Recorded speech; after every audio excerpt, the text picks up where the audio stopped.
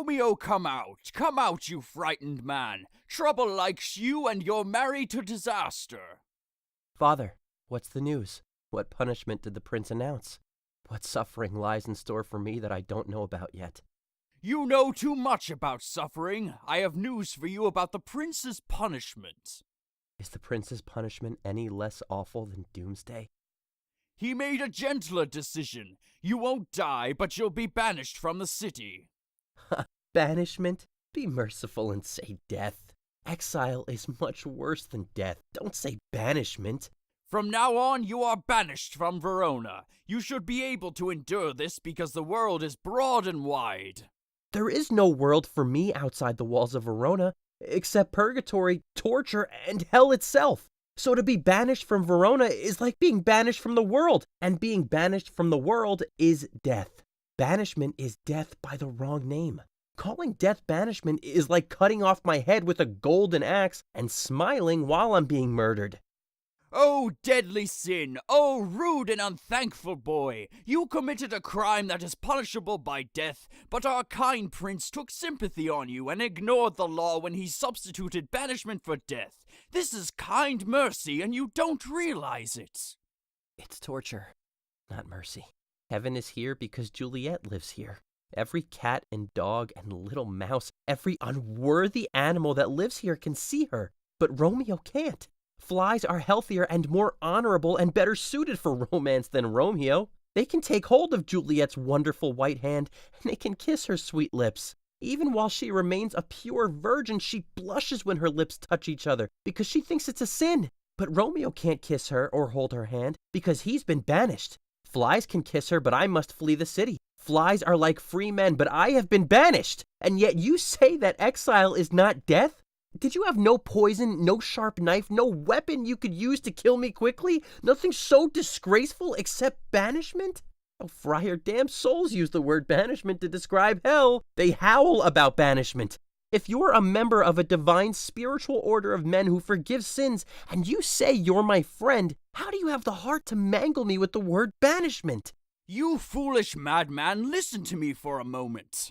Oh, you're just going to talk about banishment again.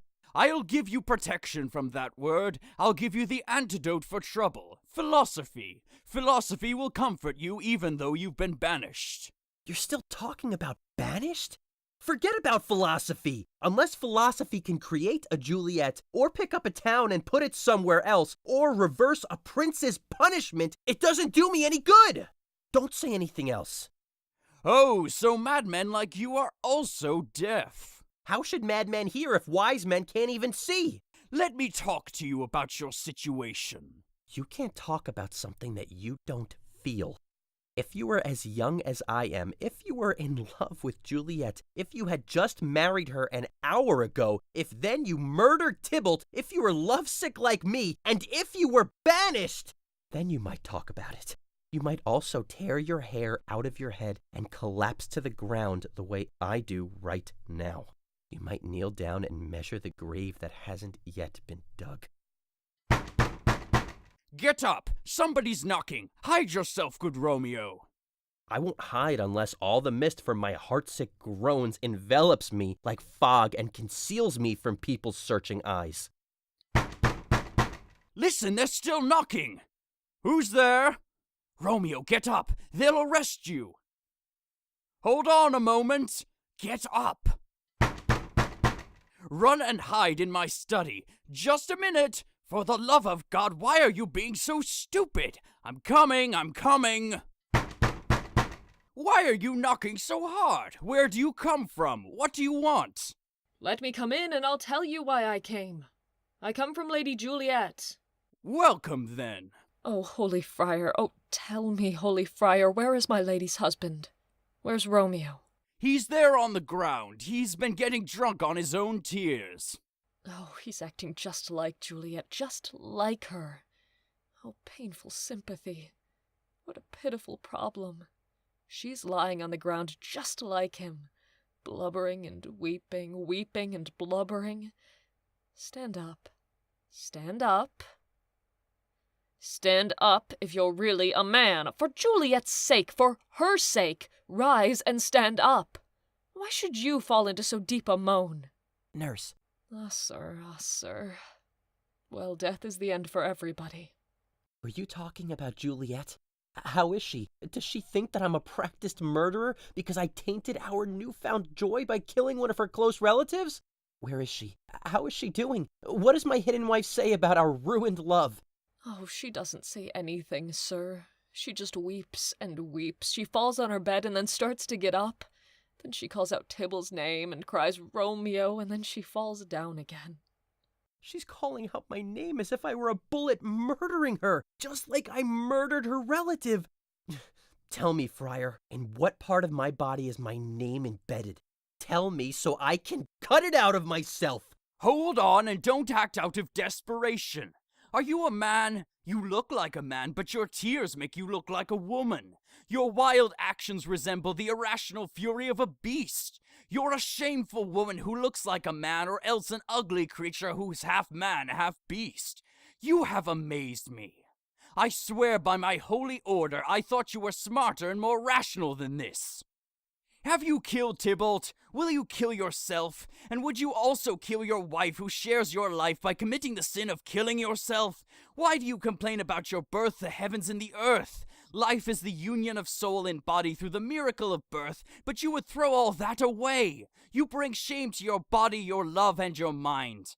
You have so much natural talent, but like someone who hoards money, you use none of your talent for the right purpose. Not your body, not your love, not your mind. Your body is just a wax figure without the honor of a man. The love that you promised was a hollow lie. You're killing the love that you vowed to cherish. Your mind, which aids both your body and your love, has mishandled both of them. You're like a stupid soldier whose gunpowder explodes because he's careless. The things you are supposed to use to defend yourself end up killing you. Get up, man. Your Juliet is alive. It was for her that you were almost killed earlier. Be happy that she's alive. Tybalt wanted to kill you, but you killed Tybalt. Be happy that you're alive. The law that threatened your life was softened into exile. Be happy about that. Your life is full of blessings. You have the best sorts of happiness to enjoy. But like a misbehaved, sullen girl, you're whining about your bad luck and your love. Listen, people who act like that die miserable. Go be with your love, as it was decided at your wedding. Climb up to her bedroom and comfort her. But get out of there before the night watchmen take their positions. Then you will escape to the city of Mantua, where you'll live until we can make your marriage public and make peace between your families. We'll ask the prince to pardon you. Then we'll welcome you back with 20,000 times more joy than you'll have when you leave this town crying. Go ahead, nurse. Give my regards to your lady, and tell her to hurry everybody in the house to bed.